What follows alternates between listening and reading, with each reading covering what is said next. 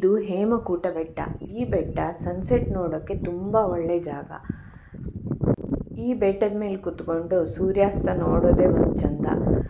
ಎಷ್ಟು ತಾಸು ಬೇಕಾದರೂ ಆರಾಮಾಗಿ ಕೂತ್ಕೊಂಡು ಕಳಿಬೋದು.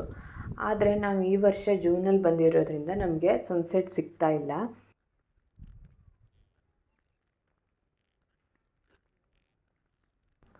ಅಲ್ಲಿ ಕಾಣಿಸ್ತಾ ಇರೋದು ವಿರೂಪಾಕ್ಷ ಮಂದಿರ.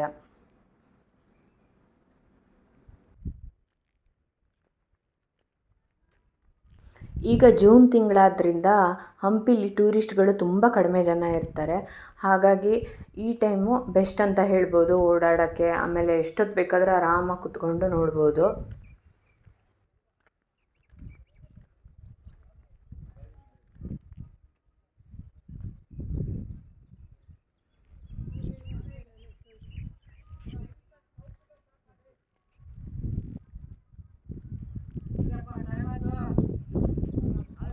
ಹೀಗೆ ಇಲ್ಲಿಂದ ಕೆಳಗೆ ಇಳಿತಾ ಹೋದರೆ ವಿರೂಪಾಕ್ಷ ಮಂದಿರ ಸಿಗತ್ತೆ.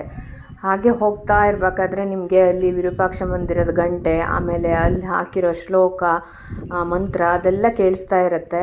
ಅದೊಂಥರ ಆ ವೈಬ್ ತುಂಬ ಚೆನ್ನಾಗಿರುತ್ತೆ. ನೀವು ಎಷ್ಟೋ ವರ್ಷದ ಹಿಂದೆ ಹೋಗಿರೋ ಹಾಗೆ ನಿಮ್ಗೆ ಅನಿಸ್ತಾ ಇರುತ್ತೆ.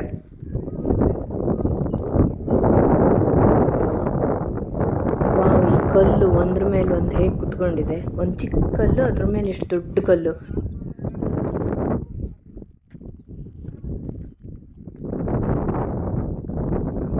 ಅಲ್ಲಿ ಕಾಣಿಸ್ತಾ ಇರೋದು ಟ್ರಯಾಂಗಲ್ ಶೇಪ್ ದೇವಸ್ಥಾನ. ಇದರ ಆರ್ಕಿಟೆಕ್ಚರು ಸ್ವಲ್ಪ ಡಿಫ್ರೆಂಟ್ ಆಗಿದೆ. ಅಂದರೆ ಇಲ್ಲಿರೋ ಸಾಸಿವೆ ಕಾಳು ಗಣೇಶ ಮತ್ತು ಉಳಿದೆಲ್ಲ ಮಂದಿರಕ್ಕಿಂತ ಸ್ವಲ್ಪ ಡಿಫ್ರೆಂಟ್ ಶೈಲಿಯಲ್ಲಿ ಇರೋದು ಅದು.